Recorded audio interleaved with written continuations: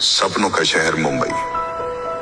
यहाँ हर इंसान अपनी अलग कश्मकश में जीता है।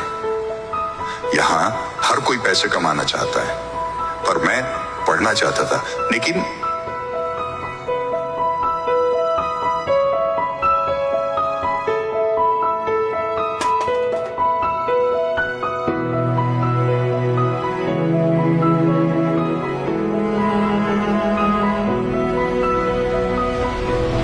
अंकल, इनके कितने मिलेंगे? अरे हुआ बहुत सारा लेके आया तू। रुक,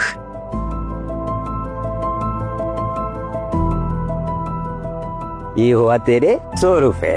थैंक यू अंकल। अरे बेटा इधर आ, इधर आ। ये ले 20 रुपए। गर्मी बहुत है ना, आइसक्रीम खा लेना। Thank you uncle. हाँ। इतनी छोटी सी उम्र में उसको गली गली घूमकर कूड़ा कचरा इकट्ठा करना पड़ रहा है। आप बिल्कुल सही कह रहे हैं। इसकी माँ को ब्लड कैंसर है। बेचारी का सरकारी अस्पताल में इलाज चल रहा है। फिर भी रोजमर्रा के खर्चे तो होते ही है ना। इतनी कम उम्र में कबाड़ बेचकर खर्चे चला रहा है। खेलने कूदने की उम्र में इतनी बड़ी जिम्मेदारियां निभा रहा है। पता नहीं इसका बाप कहाँ होगा। मुझे कभी कभी इस पे बहुत दया आती है।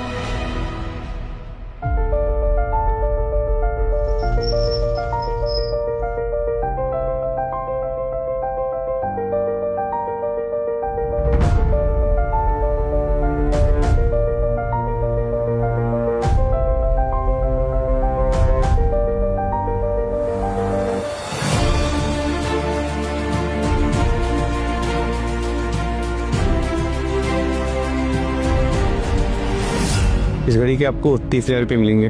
बस 30,000 रुपए? भाई साहब ये घड़ी बहुत महंगी है। ये घड़ी मेरी माँ की आखिरी निशानी है।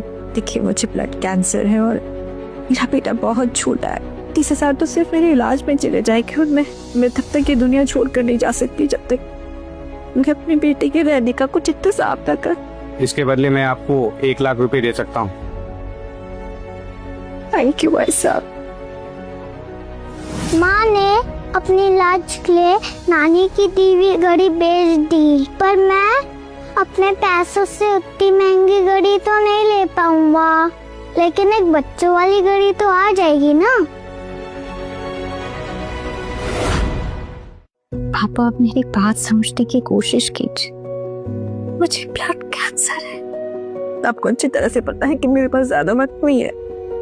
मेरा बेटा भी बहुत छोटा है। पापा प्लीज इसे अपना लीजिए। अगर आपने मेरी मदद नहीं की तो मैं आपके बेटे को कहाँ छोड़ूंगी पापा। मैंने तुमसे पहले भी कहा है, तुम उस गंदी नानी की पैदाइश को अपने से दूर कर दो। मैं तुम्हारा ट्रीटमेंट अच्छे से अच्छे डॉक्टर से करवाऊंगा। तुम मेरी एक लौती बेटी हो। नहीं पापा, मैं अपने बेटे को नहीं छोड़ सकती। उसके पास मेरे सिवा और कोई नहीं है। तो तुम भी भूल जाओ कि तुम मेरी बेटी हो। तुम्हारा फोन मत करना। मेरे वजह से मम्मा अपनी ट्रीटमेंट नहीं कर पा रही है। मम्मा,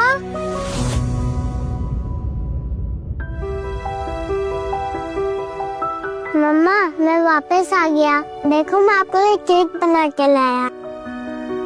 क्या ये केक तुमने बनाया है? कैसे? वो बगल वाली आंटी है ना, उनसे सीखा। मम्मा आप केक काटो ना, आज तो आपका बर्थडे है। मैं केक नहीं खा सकती ना। इसमें तो आंसू का गंदा है और दाल का चीनी है और साथ कवारी है। आप इतने सारे इंजेक्शन और इतने सारी दवाइयाँ देते हैं ना, इतने सारे दर्द होते होंगे आपको। खाना बना से समय आंटी ने मुझे वो सब डालने को कहा था, तो मैंने वो सब मिला के केक बना दिया। और आप खाओगे ना तो आपको बहुत अच्छा लगेगा और आपका दर्द भी गायब हो जाएगा। ठीक है। हैप्पी बर्थडे मम्मा, हैप्पी बर्थडे मम्मा। पहले आप खाइए फिर मम्मा खाएगी। हाँ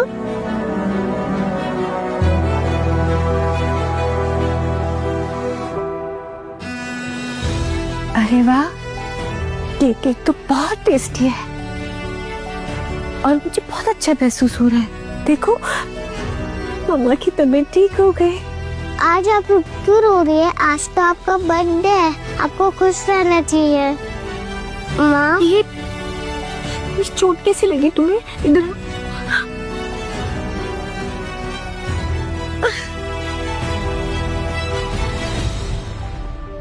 करण, तुम्हें चोट कैसे लगी बेटा? वो मैं गिर गया था तो लग गई। और आप चिंता मत कीजिए, मुझे दर्द नहीं हो रहा, मैं ठीक हूँ। मैं आपका बहादुर बेटा हूँ ना। I'm sorry बेटा, I'm really sorry। ये सब मेरी वजह से हो रहा है। अगर मम्मा इतनी बीमार नहीं होती तो आपका ख्याल रख पाती ना। पर आप बिल्कुल भी टेंशन मत लो, मम्मा पैसों का अरेंजमेंट कर लेगी। मुझे पता है आप पैसे इकट्ठा करने की कोशिश कर रहे हो।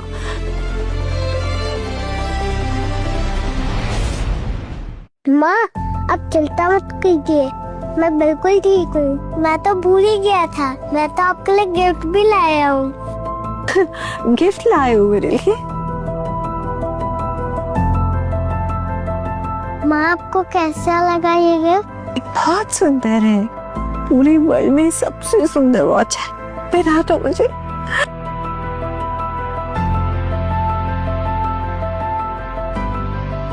मैं भी आपके लिए कुछ लाई हूँ।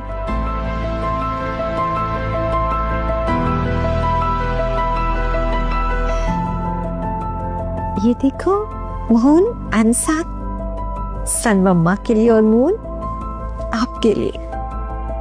बेटा अब मेरे पास सिर्फ यही बचे।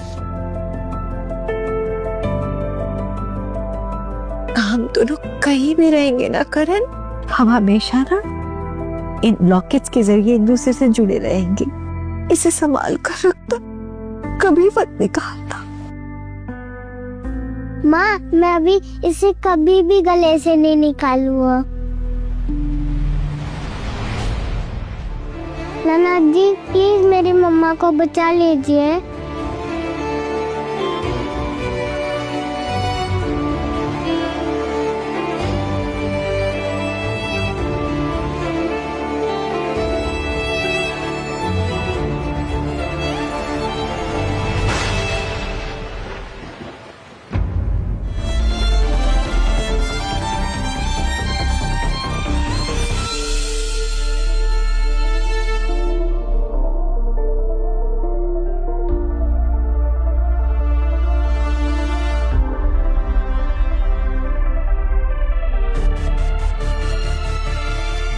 माँ, मैं आपसे बहुत प्यार करता हूँ, आप भी मुझसे बहुत प्यार करती है, लेकिन मुझे यहाँ से जाना होगा। मेरे जाने के बाद आपका ट्रीटमेंट हो पाएगा और आप ठीक हो पाएगी। मैं आपसे प्रॉमिस करता हूँ कि तब मैं बड़ा आदमी बन जाऊँगा तो मैं ज़रूर आऊँगा।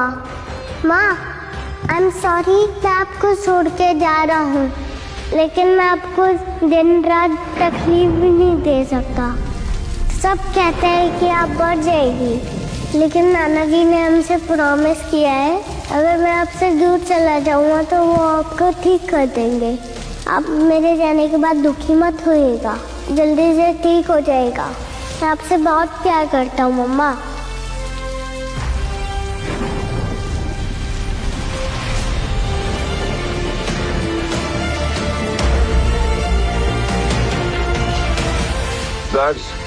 मिस राठौड़ को लेकर चलो।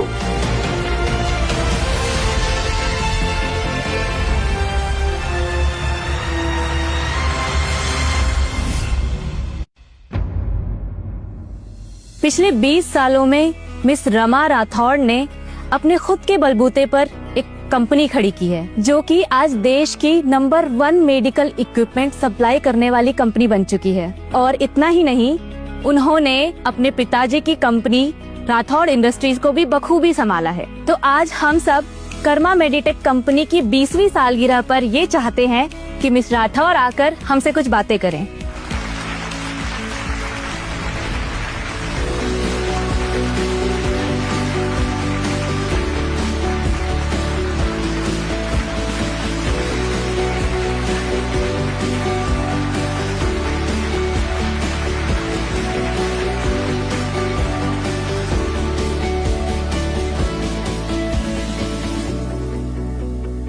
Hello everyone.